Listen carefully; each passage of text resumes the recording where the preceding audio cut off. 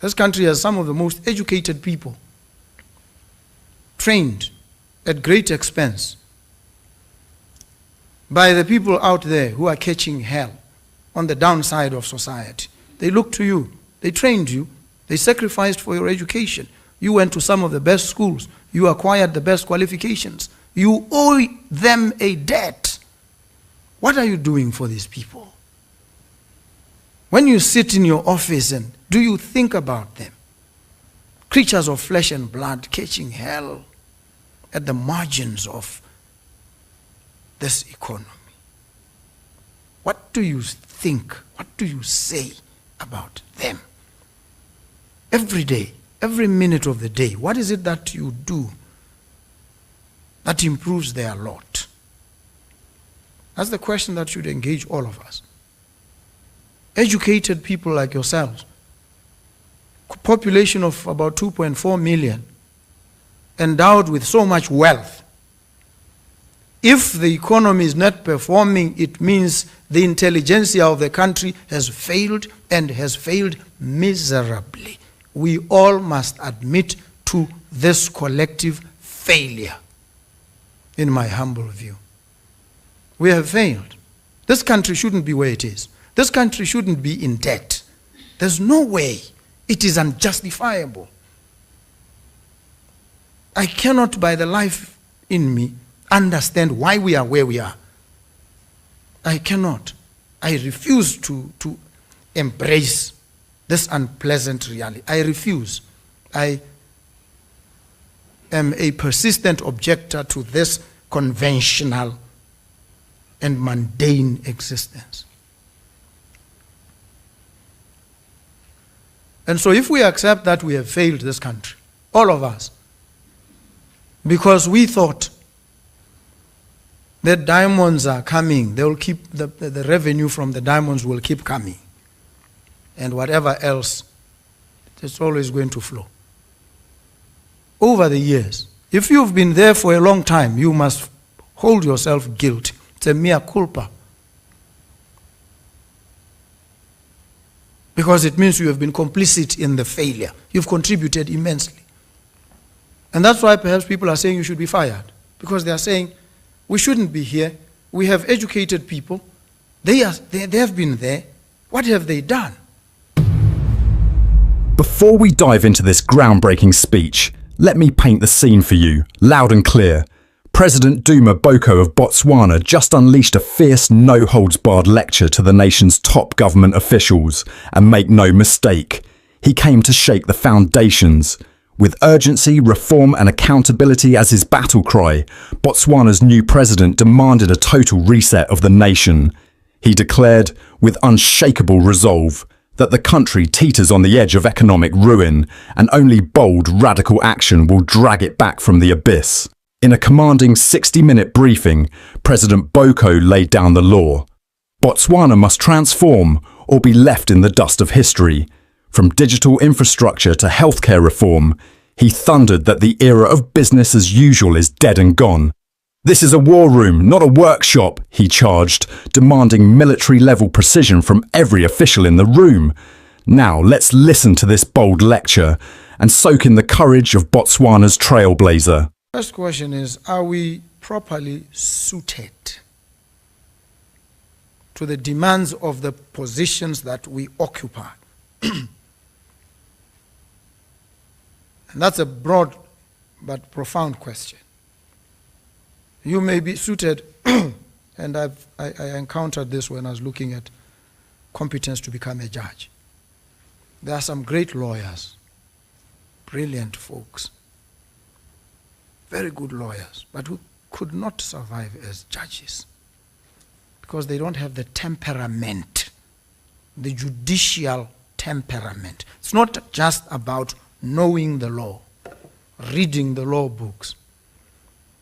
There's a temperament that goes with it. Are you able to sit and listen to somebody talk nonsense, sometimes even insult you? Are you able to listen, sit through that, and then sift through all that and find that nugget of rationality in that mass of nonsense that can save this person. That's the temperament. And so the positions that you occupy don't just require technical competence. They require some temperament, some emotional intelligence. Very important.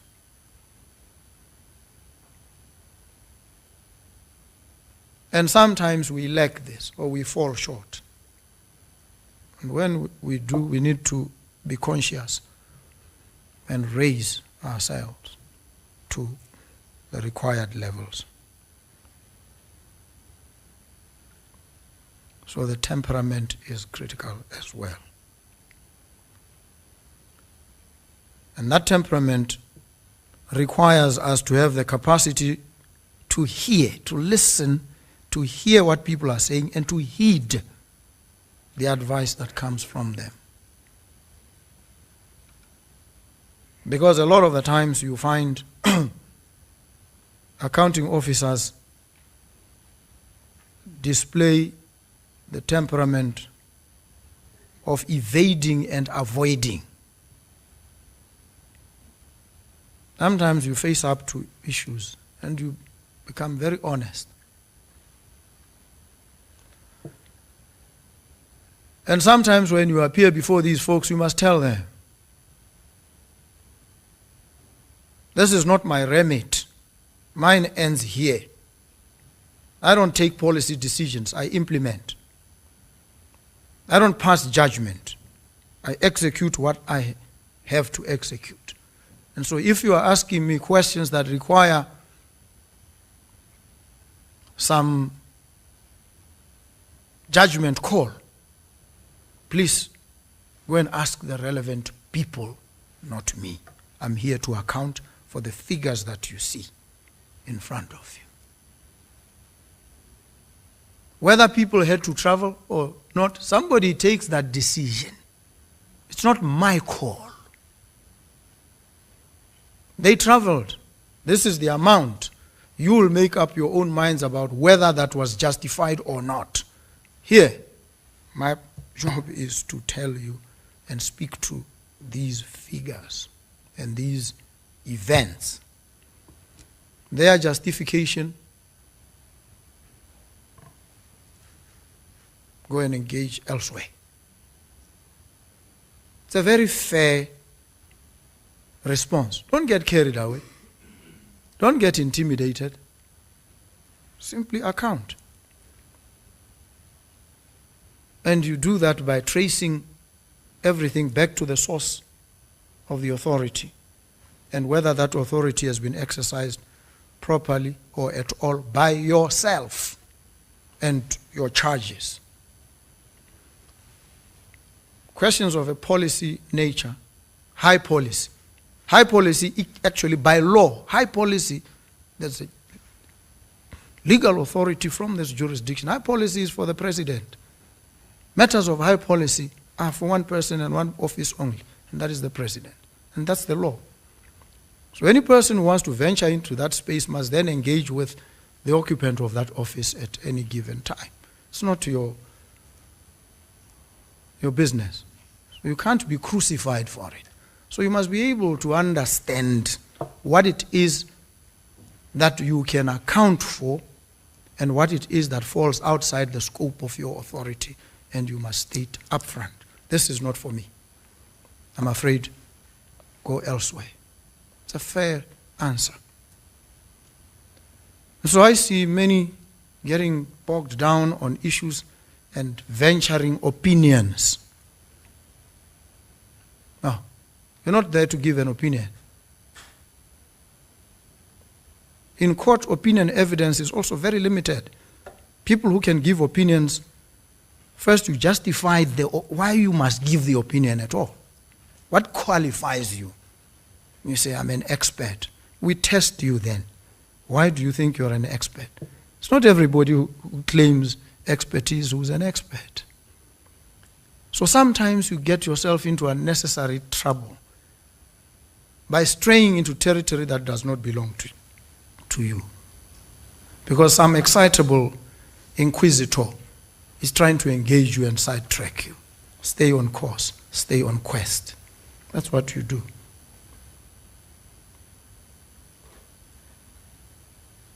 So, we have these challenges. An economy that is not performing. A country that is tottering on the brink of collapse.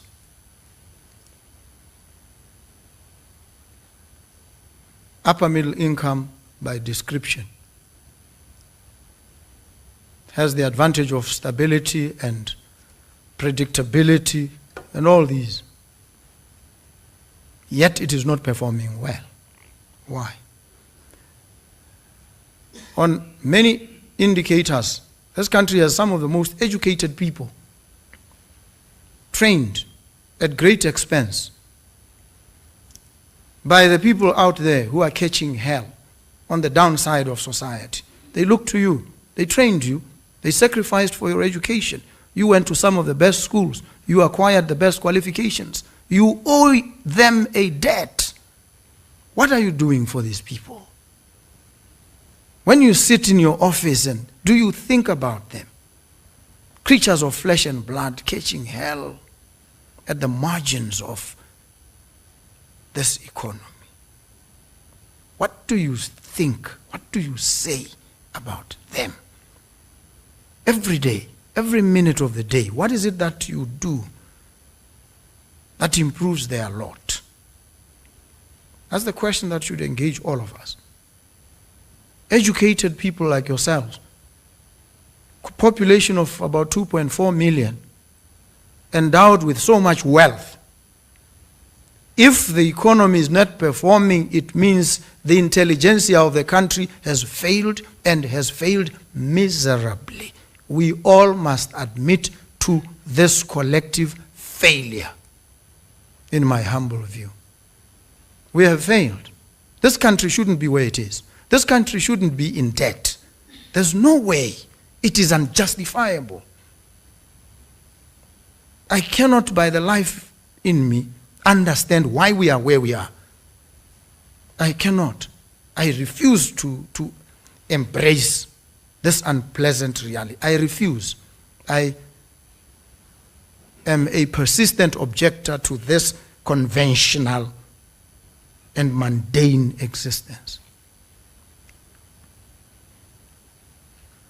And so if we accept that we have failed this country, all of us, because we thought that diamonds are coming, they will keep the revenue from the diamonds will keep coming, and whatever else, it's always going to flow. Over the years, if you've been there for a long time, you must hold yourself guilty. It's a mea culpa. Because it means you have been complicit in the failure. You've contributed immensely. And that's why perhaps people are saying you should be fired. Because they are saying, we shouldn't be here. We have educated people. They have been there. What have they done? No, we've managed the little that was coming. That's failure. How do we, if we conceptualize this country as a company, it would now be a company that is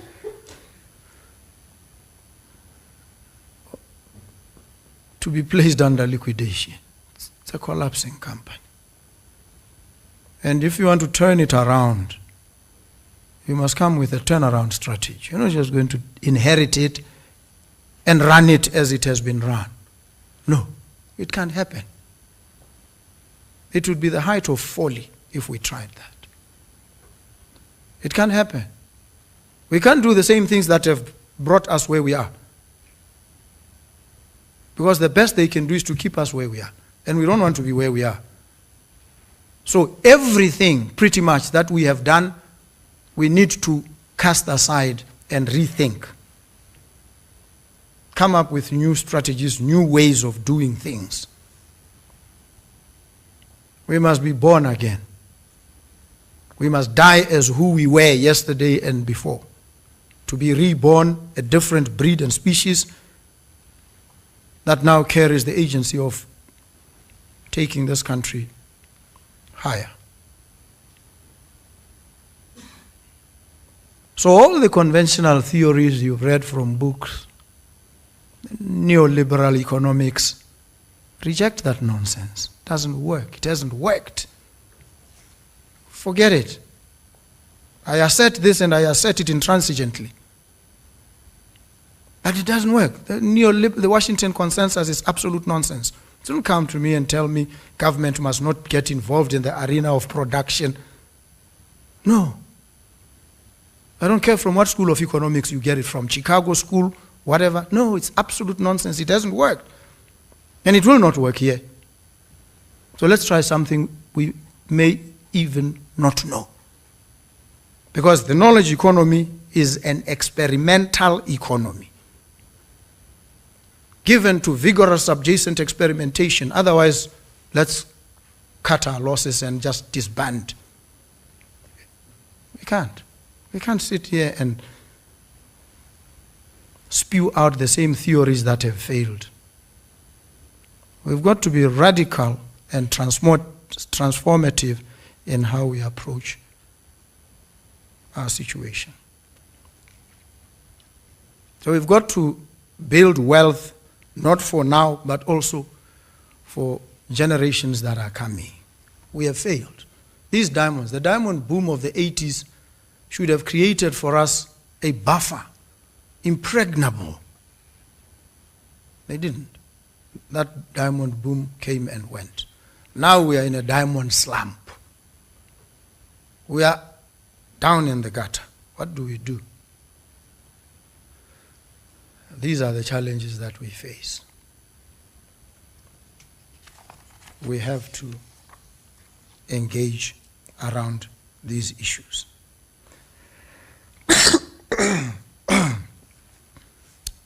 I'm going to define just broad categories.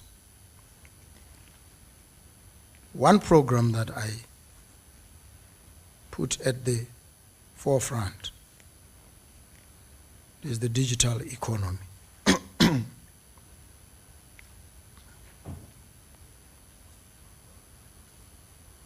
Rapid digitalization of our economy.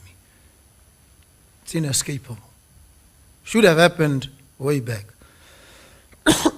It hasn't, it has to happen. Tax collection,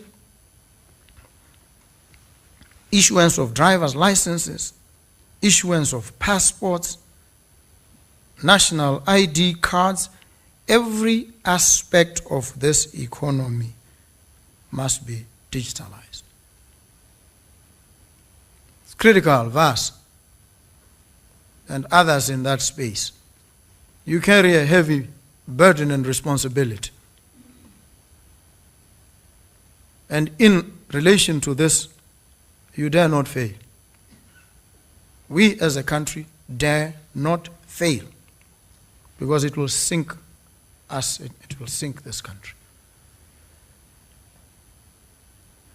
If you want to build an energized democracy, you have to be accountable. It has to be open. It has to be transparent. Whatever you do must be capable of real-time tracking. And you can't do that if you are using Stone Age tools. So we've got to digitalize. The digital economy is absolutely critical.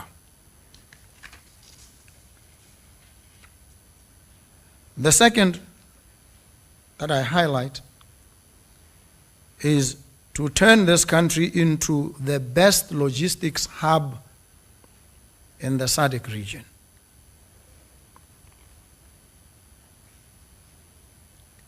Surface transportation, roads, rail, infrastructure that is climate resilient, not just any, climate resilient infrastructure. We were exposed very badly by the recent floods. Now we know. When we build, we are not just building. We must anticipate the vagaries of nature as well. And they exposed us badly recently. Huge loss. We need to build climate resilient infrastructure. Rail, very critical. And when we say road transportation, we're not theorizing. There's the A1 here. It's a huge and powerful artery that dissects the country. We're not going to just rely on the bequest by Cecil John Rhodes. That's the rail line that we boast of, built so many hundreds of years ago. No. We have to build new rail tracks so that we're able to transport stuff from pit to port. We need to do this. We have no choice. World-class infrastructure. The third program is to raise agriculture's contribution to the GDP. BMC, BAMP, raise production levels, calving rates, the works, everything is called into question. Horticulture space, and we've added the hemp industry and medicinal marijuana. These are things we have to do. The fourth is health. We want to build the best healthcare system in Africa. And so we have committed ourselves to a health insurance approach. And so we need to engage in relation to the laws and the regulatory environment. We have to refurbish and fully equip all government health facilities. We have to rebuild the whole network of medical supplies. The entire value chain must be rethought. We have central medical stores. We spend billions, upwards of 1 billion every year, loss occasioned by that entity.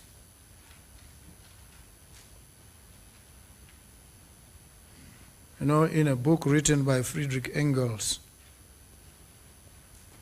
called Critical Criticism, he says everything must justify its existence before the judgment seat of reason.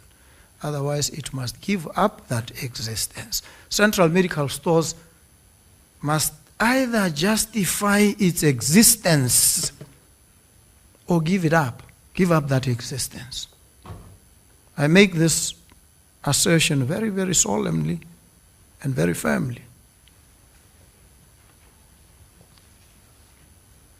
Because we can't keep running out of chronic medication across the country. And people die.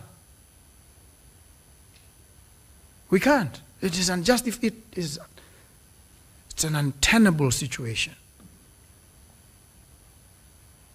How do we explain it? How do we rationalize it to ourselves, folks?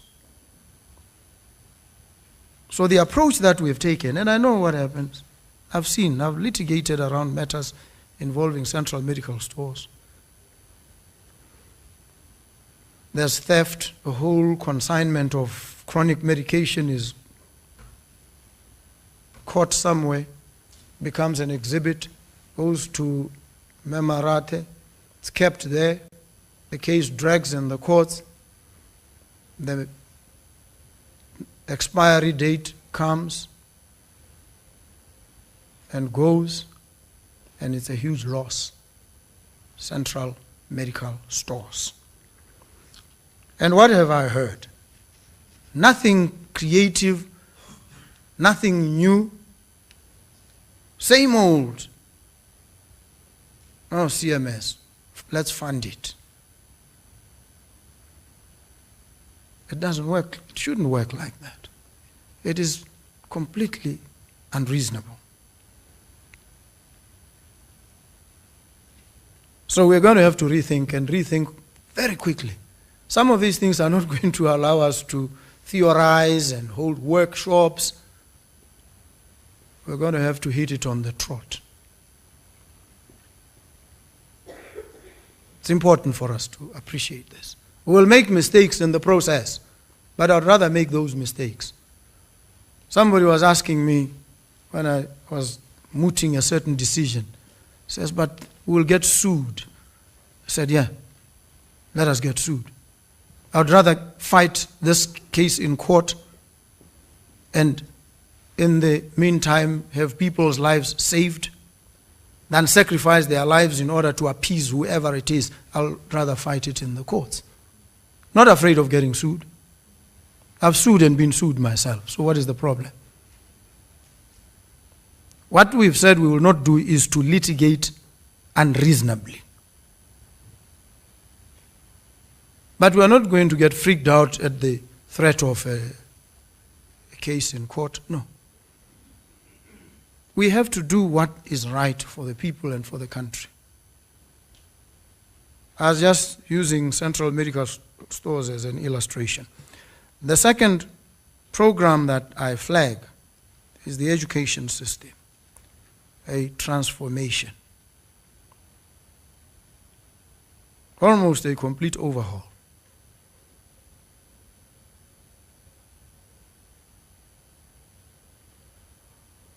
We have to change the education system, both in terms of curriculum content, but also in terms of the way in which we deliver.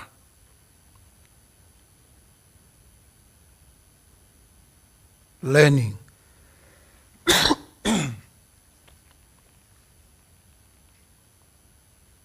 We are called upon to think creatively around all these and improve the skills of teachers.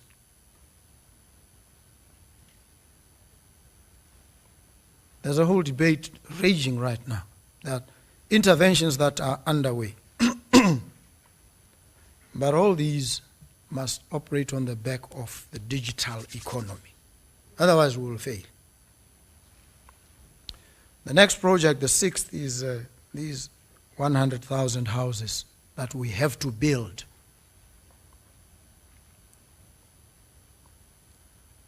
And that means if you average it well over the next few years, a minimum of 25,000 a year. Some will say it is impossible. You are overly ambitious. You are setting your goals too high and setting yourself up for failure. I would rather go that route than set them too low and reach them with little effort. No. I'm more for the big dreams. Dreams of intensity, dreams of immensity. That's where I am. Not the low end of the spectrum. So we're going to build 100,000 houses. It will be done. I had given 3 years to the minister. He came back to me and says he wants to do it in 2 years. He needs the support. Unwavering. You see, there are certain levels when we get to, we brook no debate. Redikole will know this. When the command is issued, you execute. You don't debate with the commander. You don't start questioning him. We will shoot you and kill you on the spot in a war situation. We're in a crisis situation here. We're not going to start theorizing and debating niceties. No. We have to execute on the trot. So these 100,000 houses shall be built.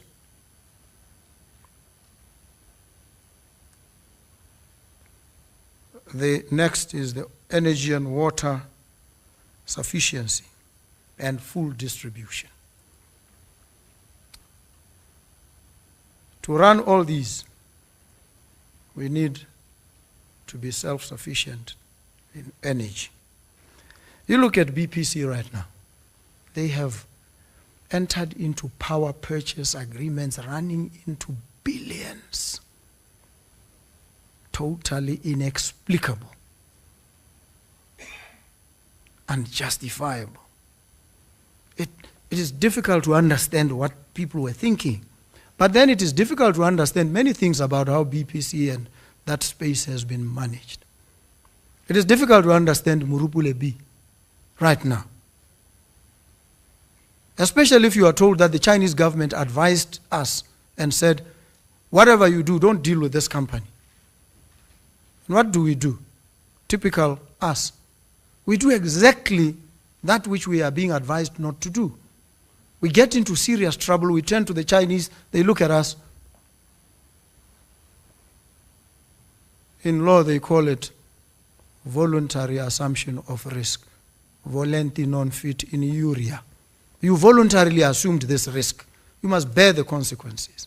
This is where we are with Murupule B. And it has been in remedial stage for 6 years now. It is still not functioning. This is what we've been doing as a country. And the people out there are watching and asking themselves, are these people really educated? And that's why they have no respect for education. Because they see what we do, educated people, and they think, I can reason better. So they despise us. And they are justified in despising us, at least on the actions that we've taken so far. This is the challenge. So we need to address water. We need to address power. And when we digitalize and we start building data centers, sovereign clouds, and what have you, hyperscalers, we are going to have power. Actually, when you build a data center, it requires at least 2 levels of backup. If this one fails, this one must kick in. If there's a problem here, the other one must kick in. It's not what we've always thought. So we are called upon to think differently. The 8th, the sports and creative industry. We need to rekindle, to reawaken sports and recreation. The 9th, mining and diversification. And in mining, we have taken an approach effectively of outsourcing certain functions and operations. We issue licenses willy-nilly to people who keep them. 3 years, they do nothing. They come back, they renew. They go on, and I know what some of them are doing. They're looking for money, which they can't find, to do the prospecting, to then bring it to bankable feasibility if that is possible, and then ultimately do the mining. In that period, we are in total ignorance. We don't know what we have, what amounts of it. We can't monetize that, and we are poor. And yet we are sitting on trillions of dollars of mineral wealth. So we've taken approaches that have also compromised us as a country and as leaders. So we've asked for a consolidation, proper accounting for every prospecting license, so that we accelerate the move from exploration to mining, if that is possible. Otherwise, these licenses must be returned. And then the special economic zones. One investor came, engaged with, no, that was BITC or CESA, said, I want to set up. They say, well, you must go to SIPA, incorporate your company, and then come to us. He says, no. You said you were a one-stop shop. What are you talking about? Now you are referring me elsewhere.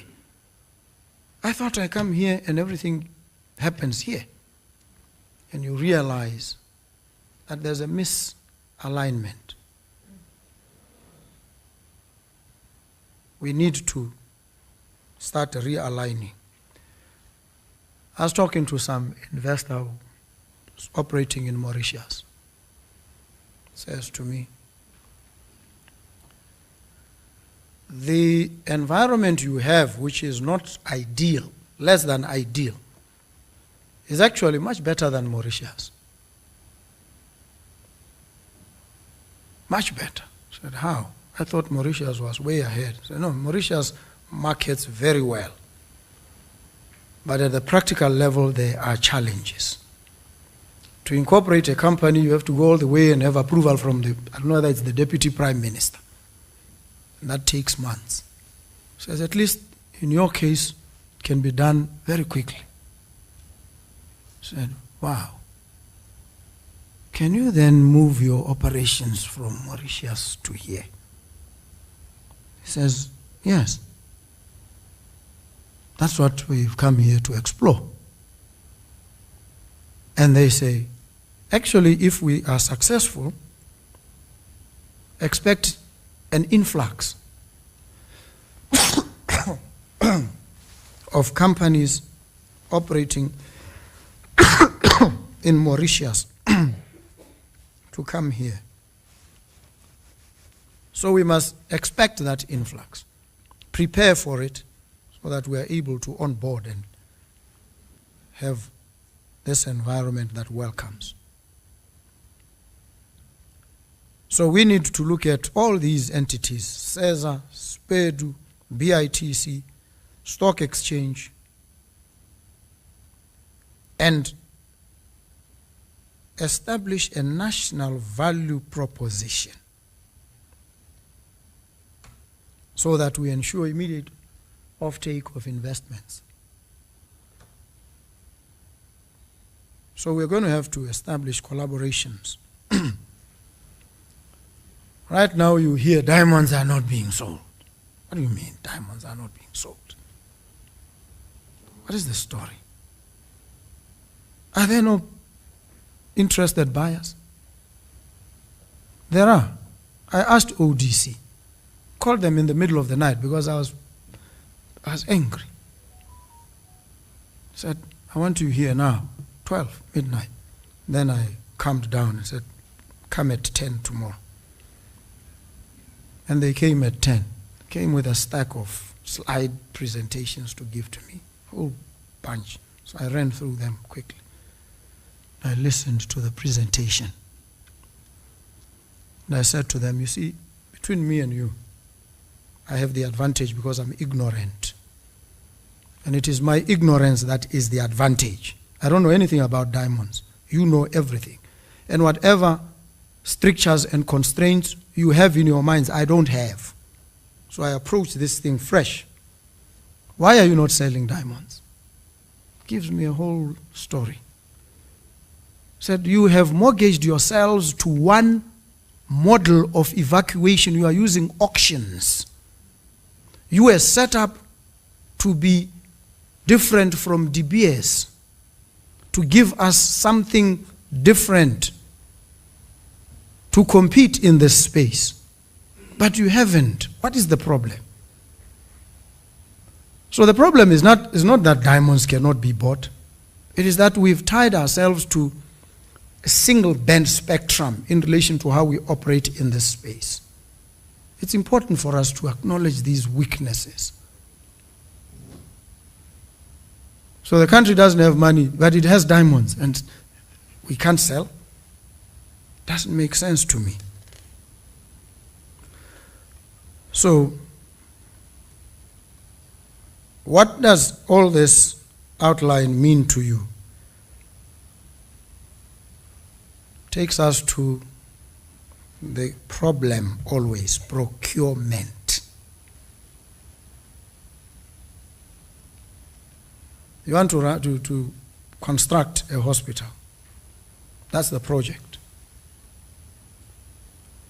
The process of procurement becomes an even bigger project in and of itself. It will take you ages. I have 3 years, I said. I set this for myself, 3 years. I wanted to put myself under immense pressure so I don't sleep at night. Wake up and have nightmares about delivering within 3 years.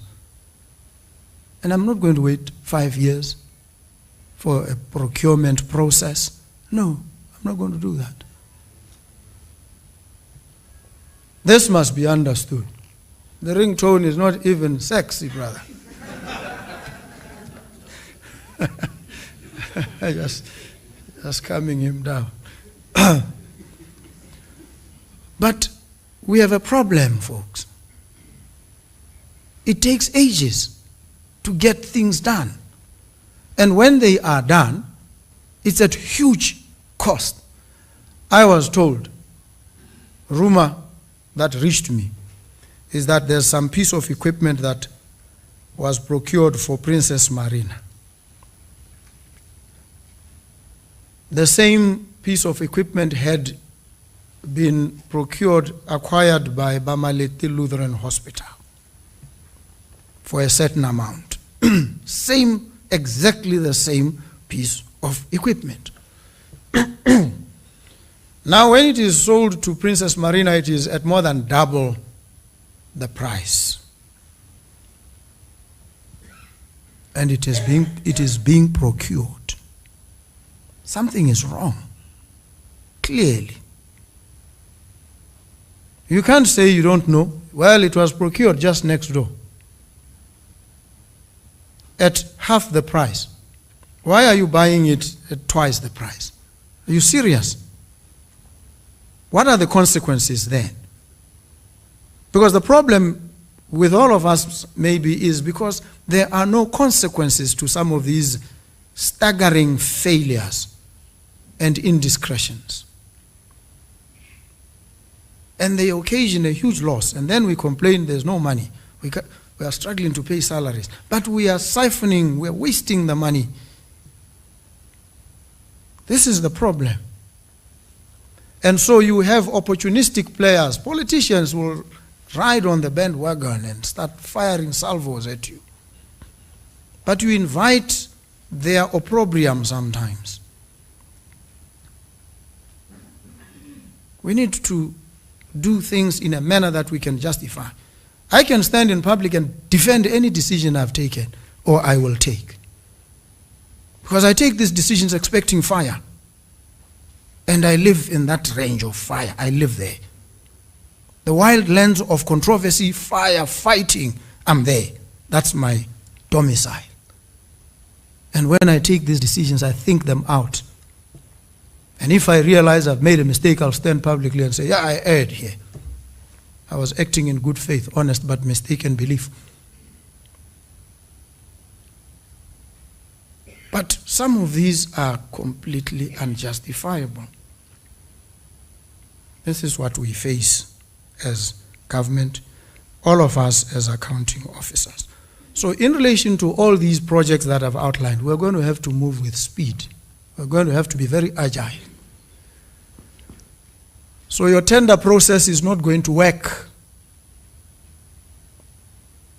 I reject it openly, publicly, and I tell the public, I don't do tenders.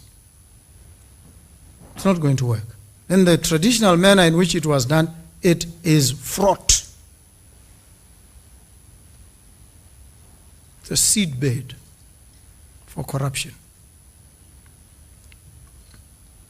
So we need to find new ways. Somebody said to me there's something called the suite that we, and I see how we operate. When a minister travels, he travels or she travels with a whole battalion of people. And let me tell you this about myself. And I saw this when I was a member of parliament. You get a whole liver arch file of documents, properly annotated. Everything is explained. Pickup time is this. You're going to be picked up at this time. Then you go to the airport. Then you do. Then they say there's a briefing session. What? Briefing. Briefing on what? No, on the trip. What trip? No, the one you're going. I say, oh, okay, I go there and I listen. And they take me over what they already have given. I don't know whether the assumption is that, or maybe in your experience, the folks that you were dealing with never read. I read these things. I do. Thoroughly. I read. I familiarize myself intimately with every part of it. So when you call me and you want to brief me, I sit there exasperated. What are you saying? It's there already. Don't waste your time. Your own time. You should be using it to achieve outcomes. You are coming to brief me. When you have already briefed me in written form, meticulously at that. So why are you briefing? So let's cut down on the culture of briefing people. If you've given the document, tell the person, put it in bold letters, this service of this document on you is underpinned by an assumption that it will be read. That's what you must do. So that you don't then consume your time. You don't consume your time coming to brief.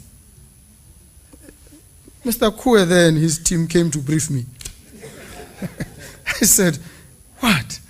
No, we want to talk to you. No. You are consuming your time, valuable time that you could be using elsewhere, to come and teach this ignorant man who can't read. I must read.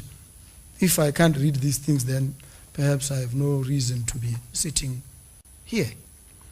Especially if we've put where there's need for engagement. And when you come to brief, because I've read, let's get to the issues that require engagement.